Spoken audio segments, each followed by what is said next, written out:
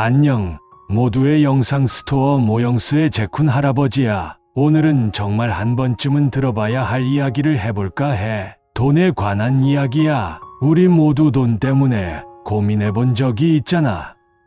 오늘의 주인공, 동식이도 그랬어. 동식이가 돈 때문에 겪은 일들이 그의 인생을 어떻게 바꿔놓았는지, 그리고 그로 인해 얻은 교훈들을 이야기해 줄게. 동식이는 어릴 때부터 돈에 대한 집착이 엄청 강했어. 이건 단순한 욕심이 아니라 어린 시절 겪은 어려움 때문이었어. 동식이네 집은 항상 경제적으로 어려웠거든. 부모님이 매달 생활비 걱정에 시달리셨고, 그런 부모님을 보면서 동식이는 돈이 있으면 모든 문제가 해결될 수 있을 거라고 믿게 됐어. 그래서 어릴 때부터 동식이의 꿈은 부자가 되는 거였어. 돈만 있으면 부모님도 행복하게 살 수 있을 거라고 생각했지. 그래서 동식이는 돈을 많이 벌겠다는 목표를 세웠어. 학교에서도 성적을 잘 받으려고 노력했고, 다른 아이들이 놀 때도 공부에 매달렸지. 그는 자신의 노력으로 집안을 일으켜 세우겠다고 다짐했어. 그리고 그 목표를 이루기 위해 돈을 많이 벌 수 있는 직업을 찾기 시작했지. 법학과에 진학한 것도 그런 이유였어. 법조인이 되면 안정적이고 높은 수입을 올릴 수 있다고 생각했거든. 대학 생활을 시작한 동식이는 처음엔 열심히 했어. 하지만 법학이 생각보다 어렵다는 걸 알게 됐어. 법률 공부는 단순한 암기가 아니었고, 깊이 있는 이해와 분석이 필요했어. 게다가 법률이라는 건 항상 변동이 심해서 끊임없이 공부해야 했지. 동식이는 이런 상황에서 점점 지쳐갔어. 법학 공부는 그의 기대와는 다르게 너무 힘들었고, 성적도 기대만큼 나오지 않았어. 졸업을 앞두고 동식이는 고민에 빠졌어. 주변 친구들은 변호사 시험을 준비하면서 몇 년을 투자하려고 했지만, 동식이는 그렇게 오래 기다릴 여유가 없었어. 빨리 돈을 벌어야 한다는 압박감이 컸지. 결국 그는 법조인이 되는 길을 포기하고 대신 다른 방법으로 돈을 빨리 벌 수 있는 길을 찾기로 결심했어. 졸업 후 동식이는 다양한 사업에 손을 대기 시작했어. 그는 부동산 투자에 먼저 뛰어들었지. 부동산은 안정적이고 큰 수익을 올릴 수 있다는 얘기를 많이 들었거든. 동식이는 작은 아파트를 사서 리모델링한 후 비싼 값에 팔려고 했어. 하지만 그는 부동산 시장의 복잡함을 제대로 이해하지 못했어. 리모델링 비용이 예상보다 많이 들었고, 시장 상황이 변동되면서 집을 팔기가 어려워졌어. 결국 동식이는 손해를 보고 그 집을 팔아야 했지. 부동산에서 손해를 본 동식이는 주식과 암호화폐에 관심을 돌렸어. 여기서 한번 큰 돈을 벌어보겠다고 생각했지.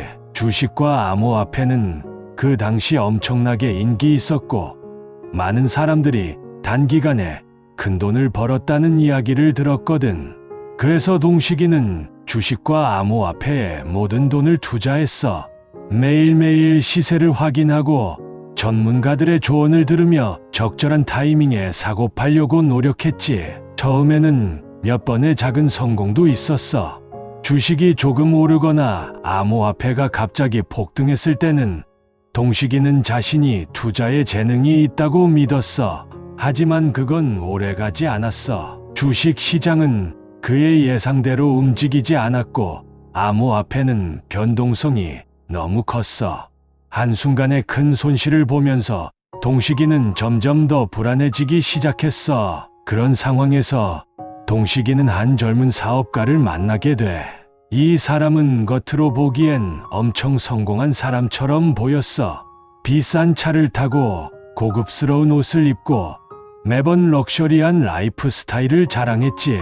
동식이는 그런 그의 모습에 매료됐어. 이 사업가는 동식이에게 단기간에 큰 돈을 벌 수 있는 기회를 제안했어. 그의 설명은 정말 그럴듯했어. 그는 자신이 운영하는 사업이 잘 되고 있으며 동식이 같은 법적 지식을 가진 사람이 필요하다고 했지.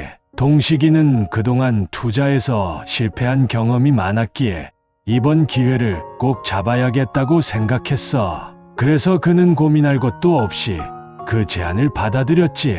동식이는 이 사업에서 법적 조언을 제공하고 투자자들을 설득하는 역할을 맡았어. 그는 자신의 법학 지식을 최대한 활용해 투자자들을 안심시키는 계약서를 작성했어. 복잡한 법률 용어를 사용해서 투자자들이 안심하고 돈을 맡기도록 만들었지. 처음엔 모든 게 잘 돌아가는 것처럼 보였어. 투자자들은 동식이의 법적 지식을 신뢰했고 사업가는 투자금을 잘 관리하는 것처럼 보였어. 동식이는 자신이 드디어 성공의 길에 들어섰다고 믿었어. 그리고 이제야 진짜 부자가 될 수 있을 거라고 확신했지. 하지만 시간이 지나면서 상황이 조금씩 이상해지기 시작했어. 사업가는 점점 투자자들에게 약속된 수익을 지급하지 않기 시작했어. 투자금의 흐름도 점점 불투명해졌지. 동식이는 이때부터 뭔가 잘못됐다는 걸 느꼈어. 사업가와의 대화에서도 이상한 점이 많았고 투자자들 사이에서도 불만이 점점 커졌어. 동식이는 처음엔 사업가를 믿으려고 했어. 그동안 함께 해온 시간이 있었고 그가 말하는 게 전부 거짓말이라고 생각하고 싶지 않았거든. 하지만 시간이 지나면서 동식이의 불안은 커져만 갔어. 그는 투자자들이 자신에게 질문할 때마다 더 이상 똑바로 대답할 수 없었어. 사업가와 연락이 점점 뜸해지자 동식이는 자신이 속았다는 걸 깨닫게 되었지. 결국 투자자들은 동식이에게 책임을 묻기 시작했어. 그들은 약속된 수익을 받지 못하게 되자 동식이에게 진실을 요구했어. 동식이는 어떻게든 상황을 해결하려 했지만 이미 손쓸 수 없는 상태였어. 사업가는 돈을 챙기고 사라졌고 동식이는 모든 책임을 떠안게 되었어. 법정에서 그는 사기 혐의로 기소되었고 결국 유죄 판결을 받았어. 그는 징역형을 선고받고 감옥에 가게 되었지.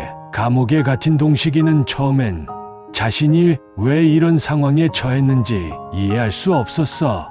그는 자신이 그저 돈을 벌고 싶었을 뿐이라고 생각했지.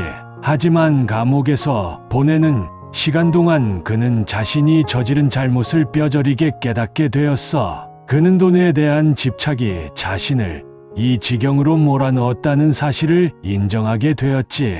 감옥에서 동식이는 자신의 삶을 깊이 되돌아보는 시간을 가졌어. 그는 자신이 왜 그렇게 돈에 집착했는지, 그리고 그로 인해 어떤 대가를 치르게 되었는지를 곱씹으며 후회했지. 그는 다른 사람들에게 상처를 주었고, 그로 인해 많은 사람들이 피해를 입었다는 사실에 죄책감을 느꼈어. 동식이는 감옥 생활을 통해 자신이 얼마나 잘못된 길을 걸어왔는지 깨닫게 되었어. 그는 출소 후 더 이상 돈에 집착하지 않기로 결심했어. 돈이 모든 것을 해결해 줄 수 있다는 믿음을 버리고 대신 도덕적 가치를 중시하며 살아가기로 했지. 그는 출소 후 새로운 삶을 시작했어. 사람들과의 관계를 소중히 여기고 자신의 잘못을 다른 사람들에게 알리며 그들도 같은 실수를 저지르지 않도록 돕고 있어. 출소 후에 동식이는 과거와는 완전히 다른 사람이 되었어. 그는 돈보다 더 중요한 가치들을 찾으려고 노력했지.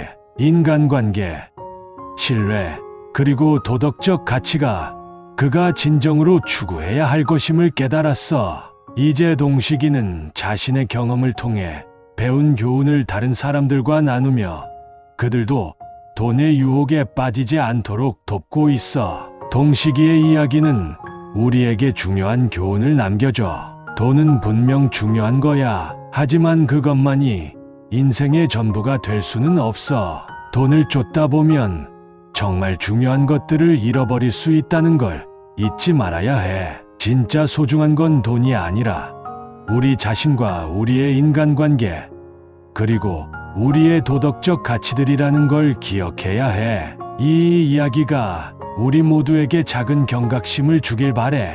돈은 중요하지만 그보다 중요한 것들이 우리 삶에는 많다는 걸 잊지 말자. 긴 이야기 들어줘서 고맙고, 앞으로도 이런 이야기를 많이 나눌 수 있으면 좋겠어. 고마워. 구독과 좋아요 부탁해.